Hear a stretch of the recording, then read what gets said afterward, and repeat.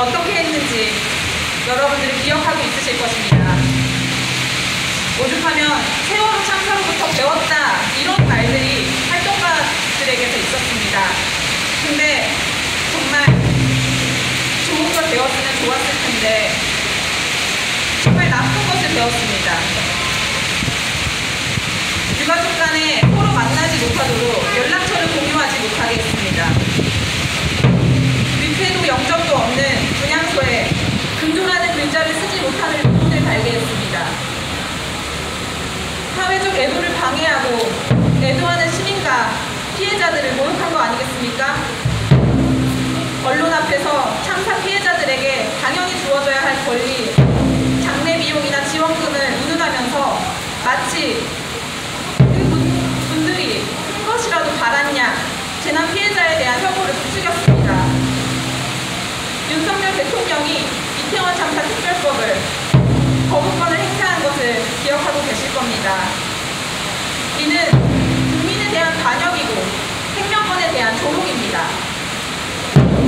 10주기가 된 세월호 참사 그리고 1995년에 일어난 삼풍백화점 참사 여러분들 다 기억하고 계실 텐데요. 우리는 이런 오래된 지난 참사로 인한 사회의 숙제들도 아직 풀지 못하고 있습니다. 이윤, 개발, 성장보다 생명과 안전이 중요하다는 가르침을, 깨우침을 우리는 아직도 기억하고 있습니다만 우리가 뽑을 수 있는 대통령들은 그런 가치를 왜 우선하지 못하는 것일까요? 지금 윤석열 정부가 바라는 대한민국에는 안전도 생명도 없습니다. 일하다가 죽고 차도를 건너다가 죽고 버스를 기다리다가 죽고 친구를 만나러 가다가 죽는 것이 일상인 사회, 그리고 그 죽음에 아무도 책임지지 않는 사회. 여러분들은 이대로 괜찮으십니까? 아니요.